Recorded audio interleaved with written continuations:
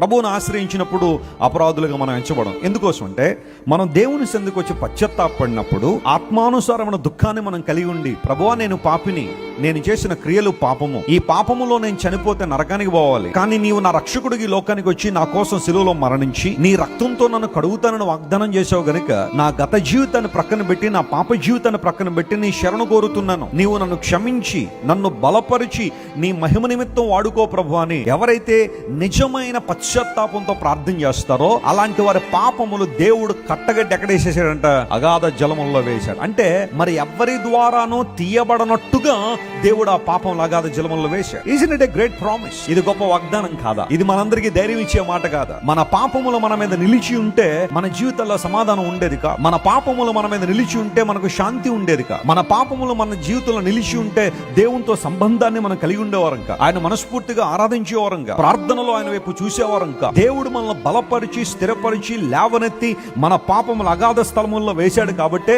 ఆయన నీతితో మనం నింపబడి ఆయన సన్నిధికి వచ్చి అబ్బా తండ్రి అని మొర్ర పెట్టగలిగే కృపను దేవుడు మనకు అనుగ్రహించారు. స్తోత్రం చెప్దాం. Hallelujah. Your sins are forgiven and God forgotten your sins as well. దేవుడు నీ పాపాలు క్షమించడం మాత్రమే కాదు, వాటిని జ్ఞప్తిలో నుండి దేవుడు ఏం చేశారట, తీసేశాడు. కొన్నిసార్లు మన దౌర్భాగ్య పరిస్థితిని బట్టి మన పాపాలు మనమైనా జ్ఞాపకం చేసుకుంటాం కానీ దేవుడు వాటిని ఏం చేయడట మరలా జ్ఞాపకం చేసుకోవడం. This is an incredible promise.